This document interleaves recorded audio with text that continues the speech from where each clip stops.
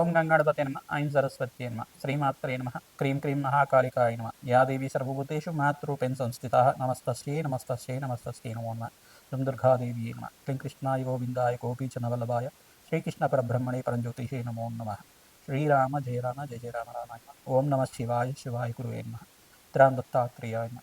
YouTube ప్రేక్షకులకు అందరికీ నమస్కారం అండి. నేను పాలపర్తి గురునాథ్ శర్మ జ్యోతిషం వాస్తు సిద్ధాంతిని. మీకంతా కూడా గోచారిత్య గ్రహాల యొక్క ప్రభావం అంతా కూడా మేషాది ద్వాదశ రాశుల వాళ్ళకంతా కూడా విశ్లేషణ చేయడం జరుగుతుంది. ఈ రోజున మనమంతా కూడా చెప్పే విషయం ఏంటంటే ప్రధానంగా రాహుకేతు ప్రభావం అంతా కూడా కాలసర్ప దోషం అంటే ఏంటి, అసలు కాలసర్ప దోషాన్ని అంతా కూడా ఏ రకంగా విశ్లేషణ చేసుకోవాలి, కాలసర్ప దోషానికి అంతా కూడా పరిష్కారం ఏ రకంగా ఆచరించాలి, అసలు కాలసర్ప యోగం అంటే ఏంటి, కాలసర్ప దోషం అంటే ఏంటి అంతా కూడా జ్యోతిష్ సిద్ధాంతం ప్రకారంగా మీకు అంతా కూడా విశ్లేషణ చేయడం జరుగుతుంది. ప్రధానంగా కాలసర్ప దోషము కాలసర్ప యోగము అని చెప్పేసి అంటే కనుక ఈ యొక్క కాలసర్పం అనేది రాహుకేతు ప్రభావం వల్ల, రాహుకేతులంతా కూడా ఛాయాగ్రహాలుగా చెప్పడం జరుగుతుంది. ప్రధానంగా ఛాయాగ్రహాలకి ఈ యొక్క సొంత ఇల్లు అనేది ఉండదన్నమాట. ఏ యొక్క రాశులకంతా కూడా వారికి రాష్ట్రాధిపత్యం లభిస్తూ ఉంటుంది. మిగతా గ్రహాలకన్నిటి కూడా రాహుకేతులంతా కూడా ఛాయాగ్రహాలు కాబట్టి వాటికంతా కూడా సొంత ఇల్లు అనేది ఉండదు. ప్రధానంగా ఏ గ్రహానికైతే కనుక కలిగితో పాటు ఉంటారు, ఏ రాష్ట్రాధిపతితో పాటు కలిగితో ఉంటారు, ఏ రాశిలో అంతా కూడా వీరు సంచారం చేస్తుంటారు, లగ్న చక్ర ప్రకారంగా కానీ గోచారీత్యా కానీ వాటి ప్రభావం అంతా కూడా ఆ రాష్ట్రాధిపతి ఇచ్చే ఫలితాన్ని ఇస్తుంటారు. ఛాయా రాహు కేతు గ్రహాలంతా కూడా చూసుకుంటే రాహు గణాలని చెప్పేసి అంటారు. ప్రధానంగా గ్రహాలకి వీళ్ళంతా కూడా ప్రభావం ఏ రకంగా చూపిస్తుంటారు, అపసవ్య దిశలో సంచారం జరుగుతూ ఉంటుంది వీళ్ళదంతా కూడా. ప్రధానంగా రాహుకేతులంతా కూడా ఛాయాగ్రహాలుగా వీళ్ళ ప్రభావం అంతా కూడా మానవాళి జీవిత విధానంలో అంతా కూడా లగ్న చక్ర ప్రకారంగా వాళ్ళున్న స్థానాన్ని బట్టి అంత ఫలితాలు ఇవ్వడం జరుగుతుంది. ప్రధానంగా వంశాభివృద్ధికి కారణం అంటారు. ప్రధానంగా సర్పదోషం కానీ సర్పశాపం కానీ ఏమైనా జాతకరీత్యా వర్తించి ఉంటే కనుక రాహుకేతు ఒక స్తంభంలో మిగతా గ్రహాలన్నీ కూడా ఉంటాయి కనుక, రాహుకేతు మధ్యలోనే అన్ని గ్రహాలు మిగతా నవగ్రహాలన్నీ కూడా ఉంటాయి కనుక వీటికి అంతా కూడా కాలసర్పదోషము, కులింగ కాల సర్పదోషం అని చెప్పేసి, వాసుకి కాల సర్పదోషం, తక్షక కాల సర్పదోషం, కర్కోటక కాల సర్పదోషం అని చెప్పేసి ప్రధానంగా ఈ యొక్క ప్రధానమైన దోషాలంతా కూడా చెప్పడం జరుగుతుంది. నవరాగ ఆధారితం చేయడం వల్ల కాలసర్పదోష నివారణ అవ్వడానికి ఆస్కారం ఉంటుంది. విశేషమైన క్షేత్రం ఏంటంటే కుక్కి పుణ్యక్షేత్రం, కుక్షి అనేది పుణ్యక్షేత్రం అంటారు. ప్రధానంగా మన కర్ణాటక దగ్గర అంతా కూడా ఉంటుంది. ఈ యొక్క సుబ్రహ్మణ్య స్వామి అంతా కూడా వాసుకి రూపంలో అంతా కూడా అక్కడ పుణ్యక్షేత్రంగా చెప్పడం జరుగుతుంది. ఆ పుణ్యక్షేత్రంలో అంతా కూడా చాలా విశేషమైన పుణ్య ఫలితాలు రావడానికి ఆస్కారం ఉంటుంది. ప్రతినిత్యం కూడా మీరు సుబ్రహ్మణ్య స్వామి ఆరాధన చేయడం, ఇట్లా నాగులున్న ప్రాంతం దగ్గర అంటే జోడు నాగులంతా కూడా ఉంటాయి. ప్రధానంగా చూసుకుంటే రావి చెట్టు ఉన్న ప్రాంతం దగ్గర ఈ నాగేంద్ర స్వామి విగ్రహాలంతా కూడా సర్పరూపంలో ప్రతిష్ఠ చేస్తుంటారు. సంతాన యోగం కోసం కావచ్చు, మరియు శీఘ్ర కళ్యాణ యోగం కోసమైనా కావచ్చు, శ్రీకాళహస్తి దగ్గర అయినా కావచ్చు, పుణ్యక్షేత్రంలో అంతా కూడా జోడు నాగులంతా కూడా సర్పరూపంలో మానసదేవి స్వరూపంలో అంతా కూడా ప్రతిష్ఠ చేయడం జరుగుతూ ఉంటుంది. తద్వారా మీరంతా కూడా ఈ యొక్క శీఘ్ర సత్సంతాన యోగం ఫలితం రావడం కానీ, శీఘ్ర కళ్యాణ యోగం సిద్ధం రావడానికైనా కానీ కాలసర్ప యోగం అనేది ప్రధానమైన పాత్ర అనేది పోషిస్తూ ఉంటుంది. ప్రధానంగా 1, 2, 5, 7, 8 ఈ స్థానంలో కనుక రాహుకేతు సంచారం అంతా కూడా జరిగితే ఈ యొక్క కాలసర్ప దోషం ఉంది అని చెప్పేసి నేను నిర్ధారణ చేసుకోవాల్సి ఉంటుంది. నవమ స్థానంలో రాహు కానీ కేతు కానీ సంచారం చేస్తే పితృదోషం పితృశాపం అనేది చెప్పడం జరుగుతుంది.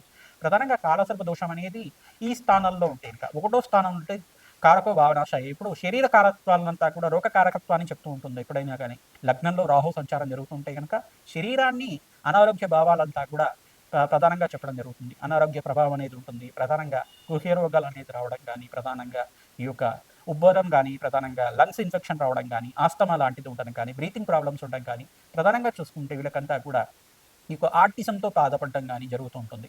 ఈ యొక్క స్థానాల్లో ఉంటే కనుక రాహుకేతు సంచారం జరుగుతుంటే, చంద్రుడు రాహు కలిగితూ ఉంటే కొంచెం హార్ట్ ప్రాబ్లమ్స్ అనేది ఉండడం కానీ జరుగుతూ ఉంటుంది. ఇట్లాంటి ప్రాబ్లమ్స్ అనేది జరుగుతూ ఉంటాయి.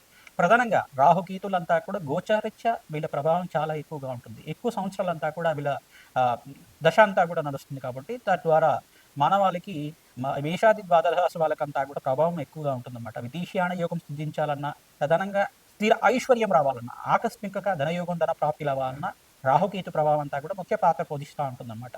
ప్రధానంగా అమ్మవారి ఆరాధన, దుర్గాదేవి ఆరాధన చేసుకోవడం, మానసాదేవి ఆరాధన చేసుకోవడం, మానసాదేవి చరిత్రనంతా కూడా ప్రతినిత్యం కూడా మీరు ప్రవచనంలాగా వింటుండడం వల్ల శ్రేష్టమైన ఫలితాలు పొందడానికి ఆస్కారం ఉంటుంది. స్కందోత్పత్తి అనే చరిత్ర ఉంటుంది. ప్రధానంగా సుబ్రహ్మణ్య స్వామి వారి చరిత్ర అంతా కూడా వినడం వల్ల మీరంతా కూడా శీఘ్ర సంతాన యోగ ప్రాప్తి కలగడానికి ఆస్కారం ఉంటుంది. ప్రధానంగా ఈ రాహుకేతు ప్రభావం వల్లే స్త్రీలలో కొంతమందికి వైదవ్య దోషం అనేది వస్తూ ఉంటుంది అన్నమాట. కొంతమందికి అయితే కనుక అనారోగ్య ఇబ్బందులు ఇంతమంది చెప్పుకున్నాం కదా. పంచమ స్థానంలో రాహు కానీ కేతు కానీ సంచారం చేస్తే ప్రధానంగా వీళ్ళకి కొంచెం అంతా కూడా ఈ యొక్క గర్భదోషాలు అనేది రావడం జరుగుతుంది. ప్రధానంగా దీని పీసీఓఎస్ ప్రాబ్లం కానీ పీసీఓడి ప్రాబ్లం అని చెప్పేసి అంటూ ఉంటారు. దీని దోషాలంతా కూడా రాహుకేతు ప్రభావం వల్ల పంచమాధిపతి బలహీనంగా ఉండి పంచమ స్థానంలో రాహుతో పాటు కానీ కేతుతో పాటు కానీ కుజుడు కానీ చంద్రుడు కానీ శుక్రుడు కానీ కలిగితూ ఉంటాయి. పంచమ స్థానం సంతాన స్థానం అని చెప్పేసి అంటారు. ద్వితీయ స్థానం కుటుంబ స్థానం అంటారు. ఈ స్థానంలో కనుక ఉంటే గనక కొంచెం గర్భదోషం అనేది రావడానికి ఆస్కారం ఉంటుంది. తద్దోష నివారణార్థం నాగేంద్ర స్వామి ప్రతిష్ఠ చేసుకోవడం, మానసదేవి ఆరాధన చేసుకోవడం, ప్రధానంగా దానిమ్మ పళ్ళని మంగళవారం రోజున బ్రాహ్మణత్వంకి దానం చేయడం, ప్రధానంగా మినువులు దానం చేసుకోవడం, వెండి సర్పాన్నంతా కూడా 27 రోజుల దాకా సుబ్రహ్మణ్య స్వామి మూలమంత్రాలతోటి అంతా కూడా పంచామృతాలతో ఇంట్లో అభిషేకం చేసి వెండి సర్పాలతో ఉన్న ఈ యొక్క 3 పడగలతో ఉన్న సర్పాన్నంతా కూడా చేయించుకొని ఆ వెండి సర్పాన్నంతా కూడా బ్రాహ్మణత్వం దానం చేయడం, మినువులు దానం చేసుకోవడం, కందిపప్పు దానం చేయడం వల్ల శీఘ్ర సంతాన యోగం ప్రాప్తి కలుగుతుంది. సంతాన యోగం ప్రాప్తి కలగడానికి ఆస్కారం ఉంటుంది. సుబ్రహ్మణ్య స్వామి మూలమంత్ర జపాలంతా కూడా ఆచరించాలి. తద్వారా శీఘ్ర సంతాన యోగం ప్రాప్తి కలగడానికి ఆస్కారం ఉంటుంది. వివాహాది శుభకార్యాలు జరగాలన్నా కానీ ప్రధానంగా సప్తమ స్థానంలో రాహుకేతుల సంచారం జరుగుతాయి. ప్రధానంగా ఆలస్య వివాహాలు జరగడం కానీ వివాహంలో ఆటంకం జరగడం కానీ సంచారం జరుగుతూ ఉంటుంది. లగ్నాధిపతి ఏ స్థానాల్లో ఉన్నారో అది కూడా చూసుకోవాల్సి ఉంటుంది. ప్రధానంగా శుభగ్రహాల యొక్క వీక్షణ అంతా కూడా చూసుకోవాల్సి ఉంటుంది. శుభగ్రహాల యొక్క వీక్షణ లేకుండా ఉంటే కనుక రాహుకేతు ప్రభావం అంతా కూడా ప్రబలంగా ఉంటుంది. తద్వారా ప్రతి విషయంలో కానీ ఆటంకాలు జరుగుతుండడం, వాయిదా పడుతుండడం కానీ, అనుకున్న పనులంతా కూడా సమయానికి జరగకపోవడం కానీ జరుగుతూ ఉంటాయి. తద్వారా ప్రతినిత్యం కూడా అమ్మవారి ఆరాధన చేసుకోవడం వల్ల సర్పసూక్త పారాయణం చేయించడం, మానసదేవి మూలమంత్రాన్నంతా కూడా జపాలు ఈ యొక్క తర్పణాలంతా కూడా ఆచరించడం వల్ల ప్రధానంగా సర్పమండలం అంతా కూడా వేసి దానికంతా కూడా నవరాగ బలి అంతా కూడా ఆచరించడం వల్ల మీకంతా కూడా శీఘ్ర సంతాన యోగ ప్రాప్తి, శీఘ్ర వివాహ యోగ ప్రాప్తి, వివాహమాది శుభకార్యాలు కలగాలన్నా సర్పదోషము సర్పశాపం ఉందనేది మీ జాతకరీత్యా ఏ స్థానంలో ఉంది, ఏ యొక్క దశలో ఉంది సర్పశాపం అంతా కూడా విశ్లేషణ చేయడం జరుగుతుంది. తద్వారా మీకంతా కూడా ఈ యొక్క సర్పదోష నివారణార్థం, రాహుకేతు దోష నివారణార్థం అంతా కూడా ఈ స్థానాల్లో ఉంటే కనుక కాలసర్ప దోషాలు, ఈ యొక్క ప్రధానమైన దోషాలు అని చెప్పేసి చెప్పడం, పద్మకాల సర్పదోషము, కులింగ కాల సర్పదోషం, అనంతతైష కాల సర్పదోషాలు అని చెప్పేసి ప్రధానమైన దోషాలంతా కూడా ఉంటాయి. ఆ దోష నివారణార్థం అంతా కూడా విశ్లేషణ చేయించుకొని, జ్యోతి సిద్ధాంతాలతో విశ్లేషణ చేయించుకొని జాతకరీత్యున్న పరిహారం అంతా కూడా ఆచరించడం వల్ల శీఘ్రమే సత్సంతాన యోగం కలగడానికి కానీ, ఎవరైతే వివాహాది శుభకార్యాల కోసం ప్రయత్నం చేసుకుంటున్నారో వాళ్ళకంతా కూడా శీఘ్రంగా అతి శీఘ్రంగా కళ్యాణి యోగ ప్రాప్తి కలగడానికి కానీ ఆస్కారం ఉంటుంది. సుబ్రహ్మణ్య స్వామి కళ్యాణం ఆచరించడం వల్ల శ్రేష్టమైన ఫలితాలు పొందుతారు. మానసదేవి ఆరాధన చేయడం వల్ల శ్రేష్టమైన ఫలితాలు పొందడానికి ఆస్కారం ఉంటుంది.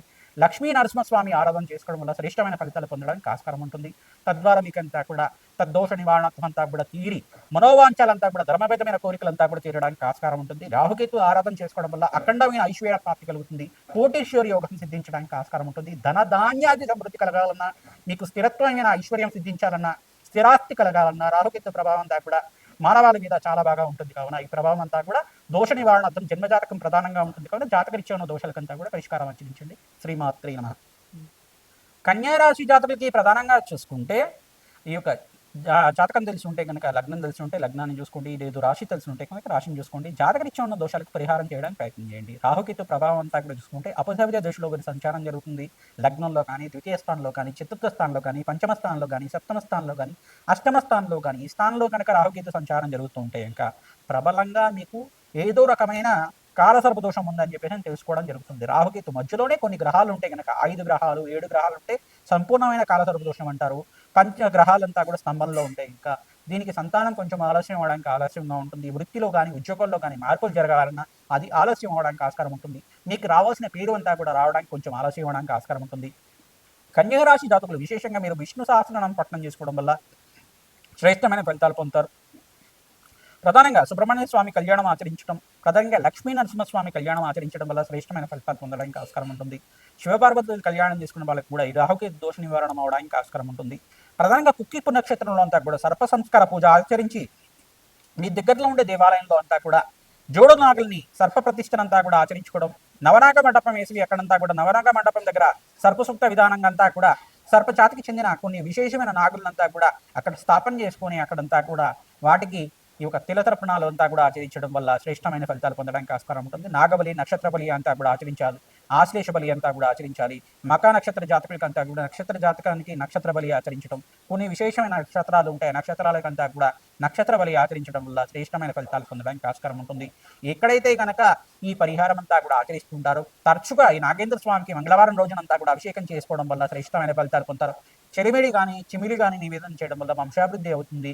శీఘ్ర సంతాన యోగము, సత్సంతాన యోగ ప్రాప్తి కలుగుతుంది. వివాహాది శుభకార్యాలు జరగడానికి ఆస్కారం ఉంటుంది. మీకు జాతకరిచ్చే దోషాలు ఉంటే కనుక తరచుగా గొడవలు అవుతుండడం కానీ, మనస్పర్ధలు రావడం కానీ ఇట్లాంటివి జరుగుతూ ఉంటాయి. ఇవన్నీ జరుగుతూ ఉంటే కనుక ఎంత సంపాదించినా మనశ్శాంతి లోపం అనేది కనబడతా ఉంటుంది. ఈ దోషం అంతా కూడా కారణం ఏంటిదంటే రాహుకేతు ప్రభావం అంతా కూడా ఉంది అని చెప్పేసి తెలుసుకోవాల్సి ఉంటుంది. ప్రతినిత్యం కూడా సుబ్రహ్మణ్య స్వామి వారి ఆరాధన చేసుకోవడం, కుక్కిపు నక్షత్రంలో అంతా కూడా సర్ప సంస్కార పూజ ఆచరించడం వల్ల శ్రేష్టమైన ఫలితాలు పొందుతారు. అత్యంత శుభమైన ఫలితాలు పొందడానికి, అత్యంత పుణ్య ఫలితాలు, కోటి యజ్ఞాల ఫలితాలు పొందడానికి అందులో కూడా కుక్కిపు నక్షత్ర దర్శనం మాత్రం చేతనే మీకు లభిస్తూ ఉంటుంది. ఎవరైతే కుక్కిపు నక్షత్రం అంతా కూడా వెళ్ళి అక్కడ సర్ప సంస్కార పూజ ఆచరిస్తుంటారో శీఘ్రంగా సత్సంతాన యోగం, వివాహాది శుభకార్యాలు జరగడానికి ఆస్కారం ఉంటుంది. ఉద్యోగుల్లో మార్పు జరగాలన్నా, విదేశంలో స్థిరత్వం లభించాలన్నా రాహుకేతు ప్రభావం అంతా కూడా జీవితం మీద ఉంటుంది. కావున ఎక్కువ సంవత్సరాలు మీ దశ అంతా కూడా నడుస్తూ ఉంటుంది. తద్వారా మీరంతా కూడా పరిహారం ఆచరించండి, గోమాత సేవ చేయండి. గోమాతకంతా కూడా ఉలవలు, మినువలు, శనగలు, బొబ్బర్లంతా కూడా నానబెట్టి గోమాతకంతా తరచుగా నివేదన చేస్తూ ఉండడం, గోమాత పూజ ఆచరించడం వల్ల శ్రేష్టమైన ఫలితాలు పొందడానికి ఆస్కారం. దేవాలయ ప్రాంగణంలో అన్నదానం చేయడం వల్ల రాజయోగ ప్రాప్తి కలుగుతుంది. ఓం శరవణ భవాయ నమః.